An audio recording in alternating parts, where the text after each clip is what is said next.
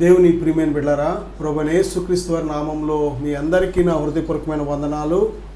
ఈరోజు దేవుని యొక్క వాక్యాంశము, దేవుడు చెబుతున్న మాట, నరులను నేనే పుట్టించితిని అనే ఈ సత్యాన్ని మనం ధ్యానం చేయబోతున్నాం. దేవుని వాక్యం ధ్యానించే ముందుగా చిన్న ప్రార్థన చేసుకుని పరిశుద్ధాత్మ దేవుని సహాయం మనం కోరుకుందాం.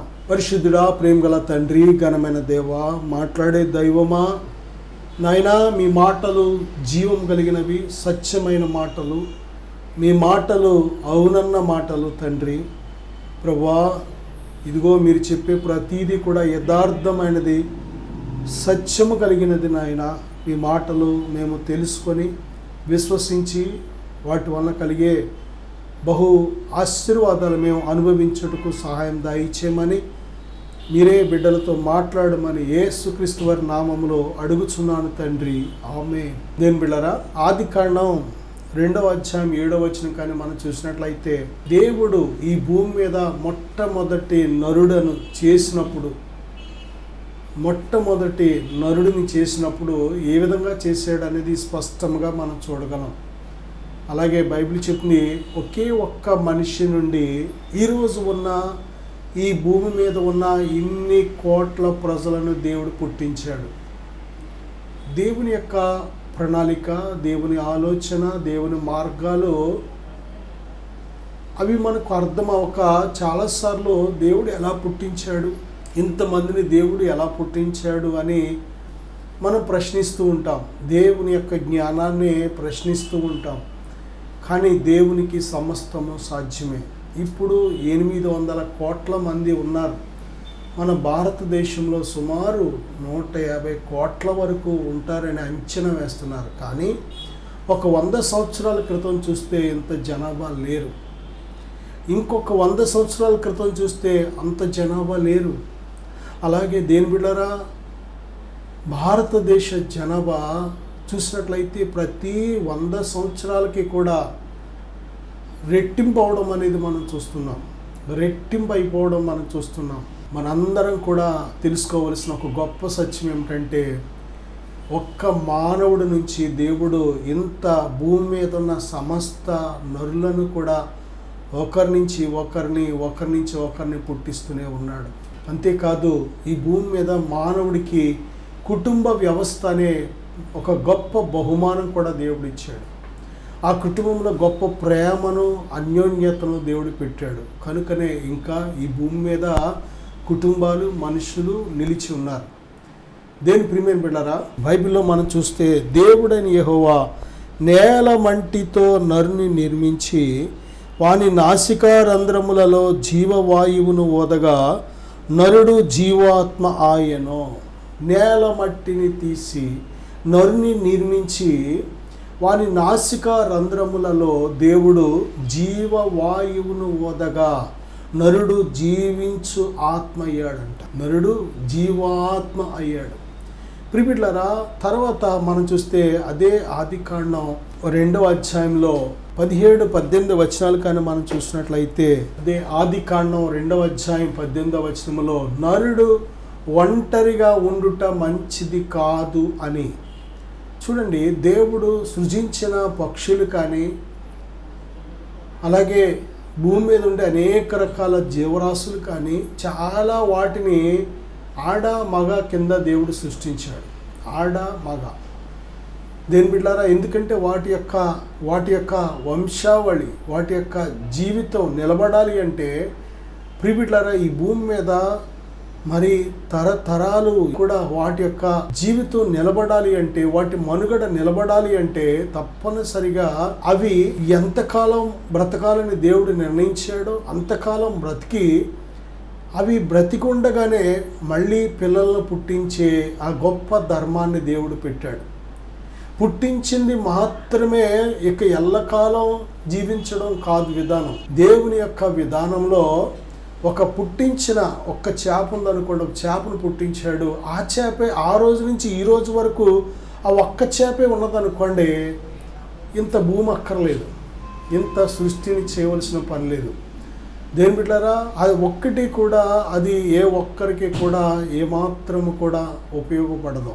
అంతేకాదు, ఒక్కసారి దాని ప్రాణం తీస్తే అంటే ఒక చేపను కానీ, ఒక కోడిని కానీ, ఒక గుడ్డిని కానీ ఒక్కటే ఉండి ఆ ఒక్కటే ఒక మనిషి తినేసాడు అనుకోండి, ఇక ఎప్పటికీ ఆ జీవితం అనేది కనబడదు, వినబడదు, మనిషికి ఏమాత్రము కూడా ఉపయోగపడదు.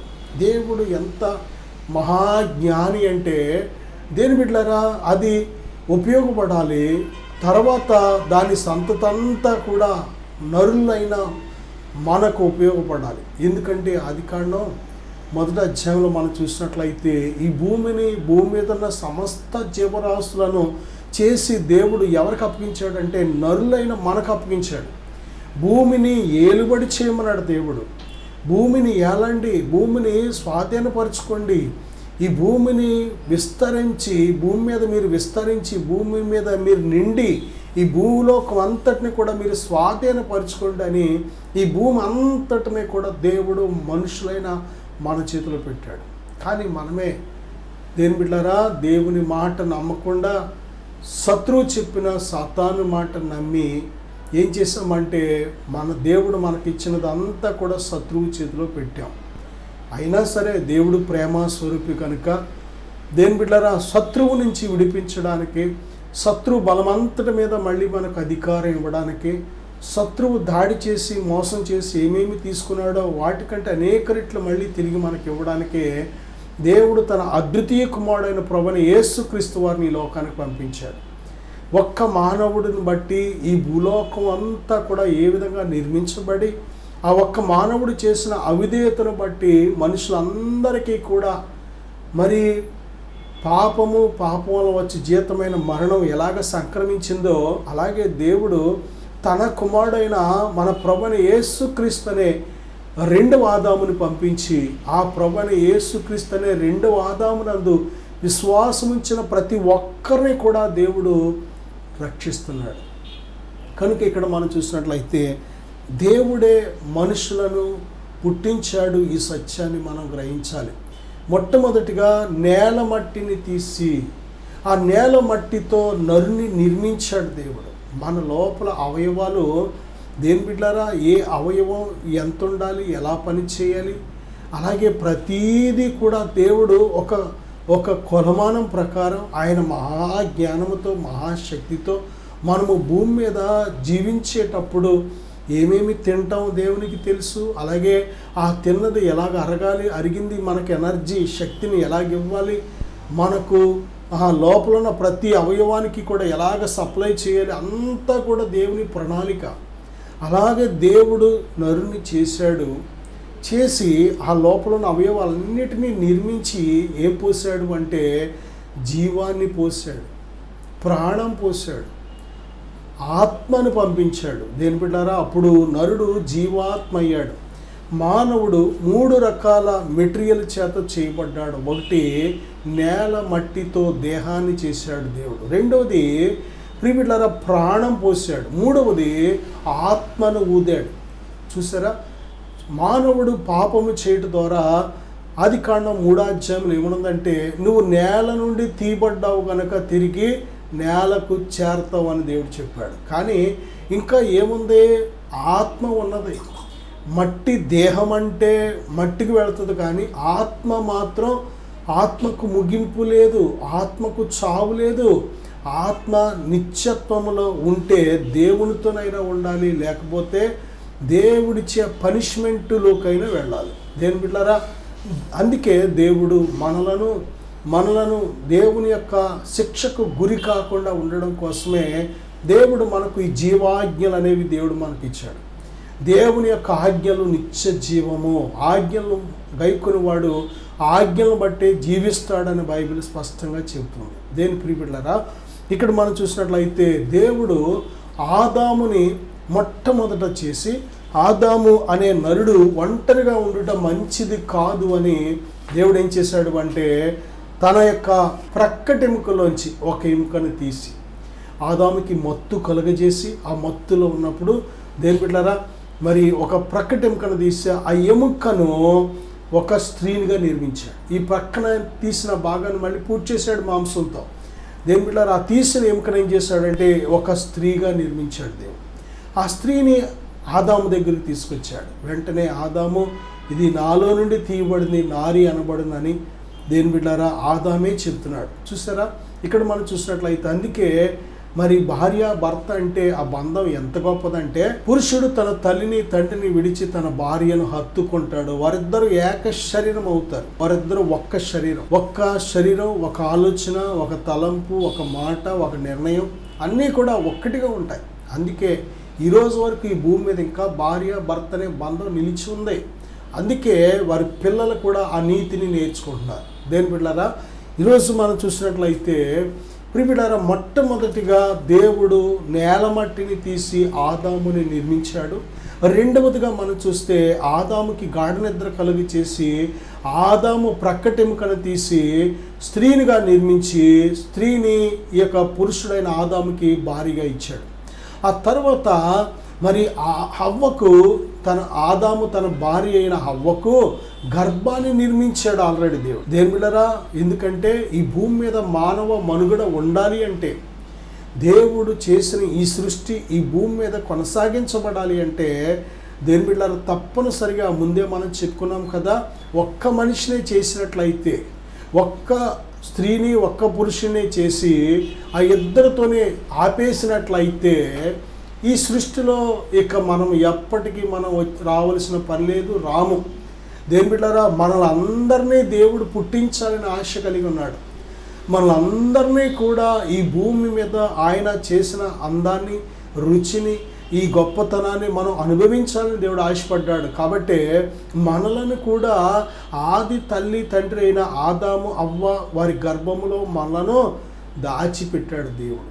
తగిన సమయం వచ్చినప్పుడు, తగిన స్థలములో, తగిన ఎవరి గర్భాన్ని మనం పుట్టాలని దేవుడు ఏర్పాటు చేశాడో ఆ గర్భము ద్వారా, ఆ స్త్రీ తల్లి గర్భము ద్వారా మనలను పుట్టింప చేస్తున్నాడు దేవుడు. అందుకే తల్లి తండ్రి ఎంత గొప్పవారంటే ప్రియబిడ్డలారా, దేవుని తర్వాత మనం ఎక్కువగా సన్మానించవలసింది, ప్రేమించవలసింది, బాధ్యత తీసుకోవలసింది ఎవరినో తెలుసా? కన్న తల్లి తండ్రిని. దేని బిడ్డలారా, నిజమే, వారిని దేవుడు ఉపయోగించుకున్నాడు.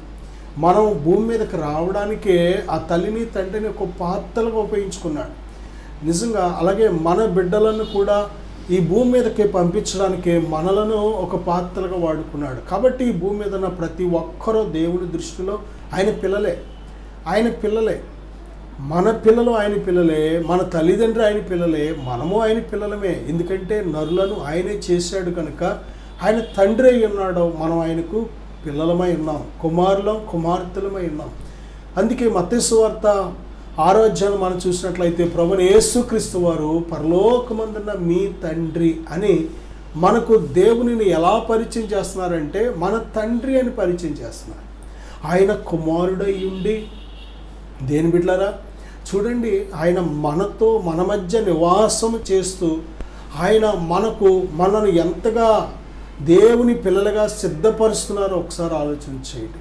ప్రియబిడ్డలారా, మరి మొదటిగా ఆదాముని మట్టి నుంచి చేశాడు, రెండవదిగా హవ్వను ఆదాము ప్రక్కటెముక నుండి తీసి చేశాడు, మూడవదిగా హవ్వకు గర్భాన్ని ఇచ్చి, స్త్రీకున్న ప్రత్యేకత, ఒక ధన్యత ఏమిటంటే ఈ భూమి మీదకే మనిషి రావాలంటే తప్పనిసరిగా స్త్రీ అవసరం.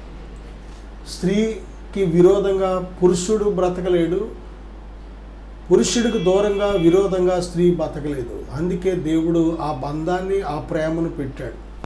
దేని బిడ్డలారా, అంతేకాదు తర్వాత మనం చూసినట్టు ఇప్పుడు దాకా మనం చూసింది ఏమిటంటే మానవ శరీర జన్మ కోసం మనం చూసాం, దేవుడు పుట్టించిన జన్మ కోసం మనం చూసాం. బిడ్డలారా, మరి ఇంకొక జన్మ ఏముందంటే ఒకడు నీటి మూలముగాను ఆత్మ మూలముగాను జన్మించితేనే కానీ వాడు దేవుని రాజ్యము చూడలేడని మీతో నిశ్చయముగా చెప్పుచున్నానని యోహాను సువార్త 3వ అధ్యాయం 3 నుంచి 5 వచనాలు మనం చూస్తున్నాం. అంటే దేని బిడ్డారా, మనం అందరము కూడా మరి ఆదాము అవ్వ చేసిన అవిధేయత, ఆ ఆజ్ఞాతిక్రమం, ఆ పాపాన్ని బట్టి మనమందరం కూడా పాపులమయ్యాం, మనందరం కూడా దోషులమయ్యాం. మనందరిలో శత్రువైన సాతాను స్వభావం, సర్ప స్వభావం అనేది మనకు వచ్చేసింది. ఎప్పుడైతే సాతానుతో కనెక్ట్ అయ్యామో మానవులందరూ కూడా శత్రువైన సాతానుతో కనెక్ట్ అయ్యారో వెంటనే ఆ సర్ప స్వభావం అనేది, ఆ పాపపు స్వభావం అనేది మనిషి నిలువెల్లా కూడా వచ్చేసింది. అందుకే శరీర సంబంధులు అనే మాట మనం చూస్తున్నాం. శరీర సంబంధులు దేవుని సంతోషపరచలేరు, దేవుని చిత్తాన్ని చేయలేరు. శరీర సంబంధులు దేవుని రాజ్యం చేరలేరు.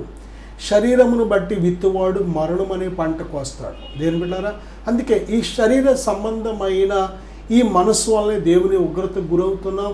శత్రువైన సాతాను మన మీద పెత్తనం చెలాయిస్తున్నాడు. ఈ పాపం వల్లే రోగం, మరణం, నింద, అవమానం, సమస్యలు దేవుని రాజ్యం వెళ్లకుండా అడ్డగిస్తుంది. కనుక ఈ స్వభావం నుంచి విడిపించడానికి దేవుడు మొట్టమొదటిగా మన పాపాలను క్షమించి కడిగి, మొదటిగా మన పాపములను క్షమించి, 2 మన పాపములను కడిగి, 3 తన పరిశుద్ధాత్మ చేత దేవుడు మనల్ని ముద్రిస్తున్నాడు. దేని ప్రియబిడ్డలారా, ఈ 3 కంటే ముందు మనం చేయవలసిన బాధ్యత ఉంది. అదేంటంటే మనము మన పాపములను ఒప్పుకొని ఎడల, మనం ఒప్పుకోలేనంత వరకు కూడా ఈ రక్షణ మనం పొందలేం. ఈ నూతన జన్మ జీవితం అనేది మనం అనుభవించలేం. దేని బిడ్డలారా, ఈ నూతన సృష్టి వంటి జీవితాన్ని మనం పొందాలి అంటే తప్పనిసరిగా మనము మన అవిధేయతను, మన పాపములను, మన యొక్క ప్రతి విధమైన తిరుగుబాటును ఏం చేయాలంటే ఒప్పుకోవాలి. దేవుడి దగ్గర ఒప్పుకోవడమే కాదు, పశ్చాత్తాపడాలి.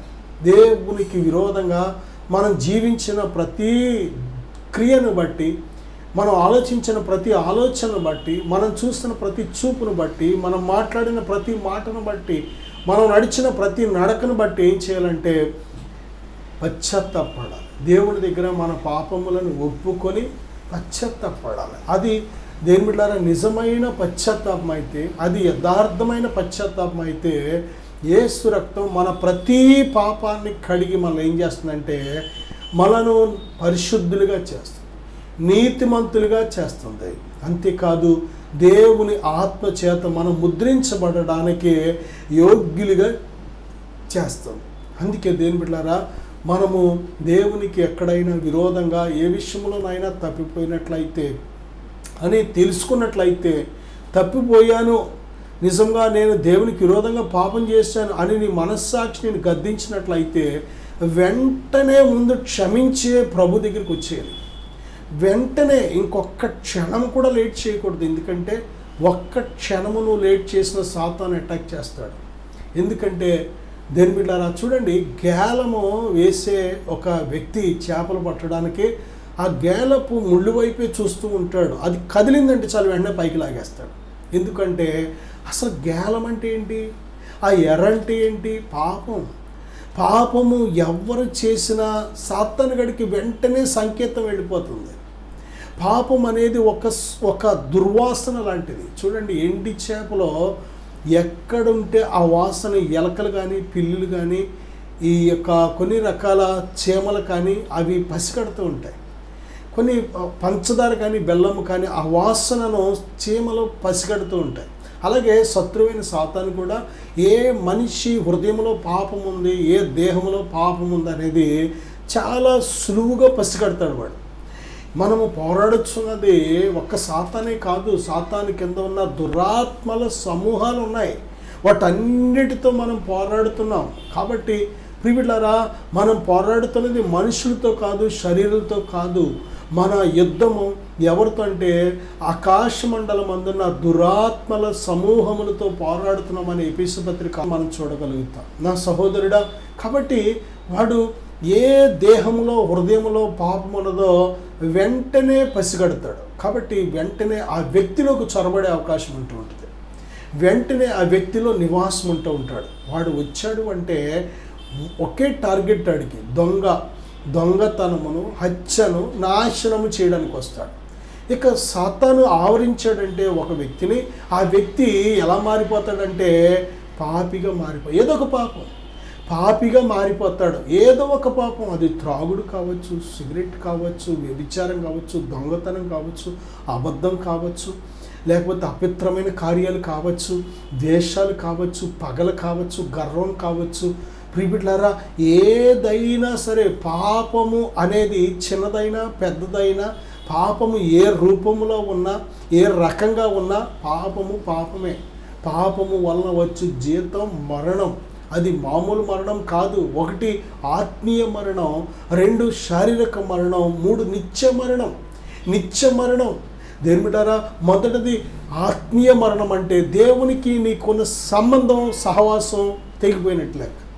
ఇక దేవుడు నీతో కాంటాక్ట్ చేయడానికి, ఆయన సిగ్నల్ నీకు పంపించడానికి, ఆయన స్వరం నీకు వినిపించడానికి ఏమాత్రం నువ్వు కవరేజ్ ఏరియాలో ఉండవు. ఎందుకంటే పాపం వల్ల నీ హృదయం కఠినమైపోతుంది, అవిధేయత వచ్చేస్తుంది, భక్తిహీనత వచ్చేస్తుంది, తిరుగుబాటు చేస్తూ ఉంటావు. ఇంక ఎంత చెప్పినా ఎదురు పోరాడతావు దేవుడితో, కానీ ఏమాత్రము లోబడవు. ఎందుకు నేను ఇలా బ్రతుకుతున్నాను, నేను ఎందుకు ఇలా జీవిస్తున్నాను, అయ్యో నా జీవితం ఇలాగైంది ఏంటని ఆలోచన నీకు రానివ్వడు సాతాను. కారణం ఏంటంటే అది ఆత్మీయంగా చచ్చిపోయిన స్థితి అనమాట. ఆదాము అవ్వతో దేవుడు చెప్పాడు, ఈ మంచి చెడ్డల తెలివినిచ్చు వృక్ష ఫలాలు తిను దినమున నీవు నిశ్చయముగా చచ్చెదవు. తిను దినమే. ఆ తినే సమయంలోనే, తినగానే, దేని బిడ్డారా చూడండి ఎంత భయంకరమైన శిక్ష. పాపము చేస్తే పాపము నిన్ను చంపేస్తుంది, నీ ఆత్మను. దేని బిడ్డ, చంపడం అంటే దేవునికి నీకున్న సంబంధం తెగిపోతుంది అంతే. ఇక నెమ్మది ఉండదు, సమాధానం ఉండదు, సంతోషం ఉండదు. దేవుడిచ్చేది ఏది నీకు సప్లై అవ్వడానికి కుదరదు. ఎందుకంటే వైర్ తెగిపోతే కరెంట్ రాదు. సర్వీస్ వైర్, పోలు నుంచి మన ఇంటికి వచ్చే సర్వీస్ వైర్ తెగిపోయిందంటే మన ఇంట్లో ఫ్యాన్ ఉండొచ్చు, టీవీ ఉండొచ్చు, లైట్ ఉండొచ్చు, ఏసీ ఉండొచ్చు, ఫ్రిడ్జ్ ఉండొచ్చు, ఒక్కటి పనిచేయదు. ఎందుకంటే పవరే తెగిపోయింది. అదే నీ జీవితంలో ఎన్ని ఉన్నా సరే ఫలవంతంగా ఉండలేవు, ఆశీర్వాదకరంగా ఉండలేవు, దీవెనకరంగా ఉండలేవు.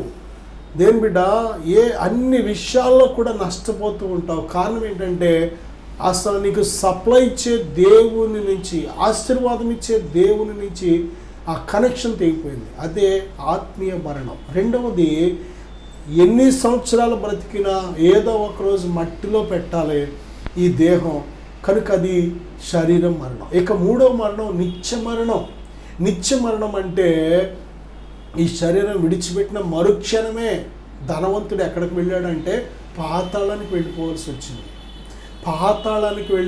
వచ్చింది. అక్కడ ఇక నిత్యము కూడా అక్కడ ఆ శిక్షను అనుభవించే స్థలం అని బైబిల్ చెబుతుంది. వేదన చెందుతున్నాడు, అగ్నిలో కాలుతున్నాడు, ఏడుస్తున్నాడు, మొర్ర పెడుతున్నాడు, కేకలు వేస్తున్నాడు, అయ్యో అంటున్నాడు. కానీ అవకాశం లేదు, తప్పించుకోవడానికి అవకాశం లేదు. అటువంటి భయంకరమైన శిక్షను అనుభవించే స్థలం పేరే నిత్య మరణం. కనుక దేని బిడ్డలారా, ఇటువంటి భయంకరమైన ప్రతిఫలాలు ఇచ్చే ఆ పాపము ఒక్కటే చేయొద్దన్నాడు దేవుడు మన నుంచి కోరుకునేది ఏంటో తెలుసా మీకు? దేని బిడ్డ, పాపము ఒక్కటే దేవుడు చేయొద్దన్నాడు. నిజంగా దేవుడు మనల్ని యథార్థవంతులుగా చేసినప్పుడు పరిశుద్ధులుగా చేశాడు, నీతిమంతులుగా చేశాడు. దేని బిడ్డలారా, మనలను చేసినప్పుడు ఏ దోషము లేకుండా చేశాడు. కానీ మనమే వివిధమైన తంత్రాలు కల్పించుకున్నాం. మనం ఈ లోకంలో ఎన్నో అడ్డుగోడలు, మనిషికి మధ్య అడ్డుగోడల కోటలు నిర్మించేసుకున్నాం మనం. కనుకనే వాళ్ళు ఎక్కువ, వీళ్ళు తక్కువ, వాళ్ళు వీళ్ళు మా వాళ్ళు వేరు, మేము వేరు, మా ఆచారం వేరు, మా పద్ధతి వేరు అని ఎన్ని రకాల కోటలు నిర్మించుకున్నామంటే ఒకటి కాదు, మనందరం ఒకే పరలోకపు దేవుని పిల్లలం. ఈ భూమి మీద సమస్త మానవులను సృజించిన తండ్రి ఒక్కడే. ద్వితీయోపదేశకాండం 32:6 బుద్ధి లేని అవివేక జనమ ఇట్లు యెహోవాకు ప్రతీకారము చేయుదురా, ఆయన నిన్ను సృష్టించిన తండ్రి కాడా, ఆయనే నిన్ను పుట్టించి స్థాపించాడు. బుద్ధి లేని అవివేక జనమ, ఆయన నిన్ను పుట్టించిన తండ్రి కాడా. యోబు గ్రంథం 31:15 గర్భమున నన్ను పుట్టించిన వాడు వారిని కూడా పుట్టింపలేదా, గర్భములో మమ్ము రూపించిన వాడు ఒక్కడే కదా. మనలందరినీ తల్లి గర్భములో పుట్టించిన వాడు ఒక్కడే కదా. ఒకసారి ఆలోచన చెయ్యి నా సహోదరుడా, సహోదరి, ఈ భూమి మీద మనుషులను పుట్టించిన ఆయన ఒక ఆయన ఉన్నాడు. ఆయన పేరే దేవుడు. నిన్ను పుట్టించిన ఆయన పేరు సృష్టికర్త. సృష్టించాడు, నిన్ను పుట్టించాడు. తల్లి గర్భంలో 139 కీర్తనలో నియమించబడిన దినముల్లో ఒకటైనా కాకమునిపే నీ దినములన్నీ కూడా ఆయన పుస్తకములో లెక్కించాడు దేవుడు. ఈ భూమి మీద నీ జీవితం ఇలాగ ఉండాలని ఆయన చిత్తాన్ని ముందుగానే ఆయన ప్రణాళికను రచించాడు దేవుడు. కానీ ఆయన చిత్తం నెరవేరట్లేదు ఈ భూమి మీద. మనుష్యుడికి దేవుడు స్వతంత్రత ఇచ్చాడు. ఆ స్వతంత్రతని మానవుడు దుర్వినియోగం చేసుకుంటున్నాడు. ఆ స్వతంత్రతను బట్టి స్వైచిత్తాన్ని చేయడానికి ఇష్టపడుతున్నాడు, కానీ దేవుని చిత్తానికి తనంతట తాను లోబడి చేయడానికి ఏమాత్రం సిద్ధంగా లేడు మానవుడు. దీని బిడ్డలారా, కీర్తన 100:13 యెహోవాయే దేవుడని తెలుసుకొనుడి, ఆయనే మనలను పుట్టించెను, మనము ఆయన వారము, మనము ఆయన ప్రజలము, ఆయన మేపు గొర్రెలము. సరే, ఆయనే మనలను పుట్టించెను. అందరినీ ఒకేలాగా పుట్టించాడు. ఏ ఒక్కరికి ఎక్కువ లేదు, తక్కువ లేదు. అందరినీ సమానంగా. ఎంత గొప్ప ప్రేమ! స్త్రీని పురుషుని కూడా ఒకేలాగా దేవుడు ప్రేమిస్తున్నాడు. ఒకేలాగా ఆయన దృష్టిలో పురుషుడు ఎక్కువ కాదు, స్త్రీ తక్కువ కాదు. ఇద్దరిని ఆయన పిల్లలు అంటున్నాడు. ఆయన కుమారులు కుమార్తెలు అంటున్నాడు. ఆయన నేను మీకు తండ్రినై ఇందును, మీరు నాకు కుమారులు కుమార్తెలనై ఇందును. దేవుడు తన పిల్లలకు ఎంత గొప్ప సమానమైన వారసత్వం ఇస్తున్నాడు. సమానమైన హక్కు, సమానమైన స్థానం. ఆయన హృదయంలో మనకిచ్చిన స్థానం ఎంత గొప్పది నిజంగా. దీని బిడ్డలారా, మనల్ని పుట్టించిన దేవుడు మనలను ఎంత ప్రేమిస్తున్నాడు అంటే ఆ ప్రేమ అందుకే శాశ్వతమైన ప్రేమ. ఈ లోకంలో కన్న తల్లి తండ్రి ప్రేమలు మారచ్చు. ఈ లోకంలో నవమాసాలు మోసి కని పెంచి పెద్ద చేసిన ఆ తల్లి మరిచిపోవచ్చు, మారిపోవచ్చు. కానీ బైబిల్ చెప్తుంది యెషయా గ్రంథంలో, తల్లైనా మరచునేమో, తన చంటి బిడ్డను తల్లైనా మరచునేమో, కానీ నేను నిన్ను మరువను అంటున్నాడు దేవుడు.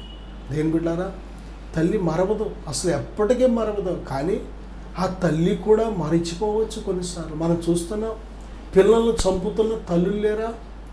పిల్లలను కన్న బిడ్డలను చంపేస్తున్న తండ్రులు లేరా? ప్రియబిడ్డలారా, చూడండి ఎంత కస్సాయిగా మారుతున్నారు.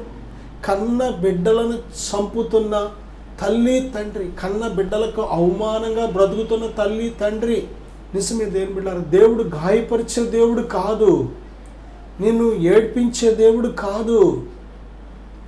ఆయన నిన్ను ఎప్పుడు కూడా నీ క్షేమాన్ని కోరుకునే దేవుడు. ఆయన నీ మేలు కోరుకునే దేవుడు. నువ్వు రక్షించబడాలని కోరుకునే దేవుడు. నువ్వు పరిశుద్ధంగా ఉండాలని కోరుకునే దేవుడు. నా సహోదరుడా సహోదరి, నేను నీ కోసం ప్రార్థన చేయాలని ఆశపడుతున్నాను. ప్రభువా, ఇదిగో ఈ ప్రార్థనలో ఏకీవిస్తున్న ప్రతి బిడ్డను ఇప్పుడే దర్శించండి. మమ్మలను తల్లి గర్భంలో నిర్మించిన దైవం అని నాయన వారు గ్రహించుటకు వారి నేత్రాలు హృదయం తెరవండి. నీ యందు సంపూర్ణ నమ్మిక విశ్వాసము బిడ్డలకు దయచేయమని యేసుక్రీస్తు నామంలో ప్రార్థిస్తున్నాను తండ్రి. ఆమేన్. God bless.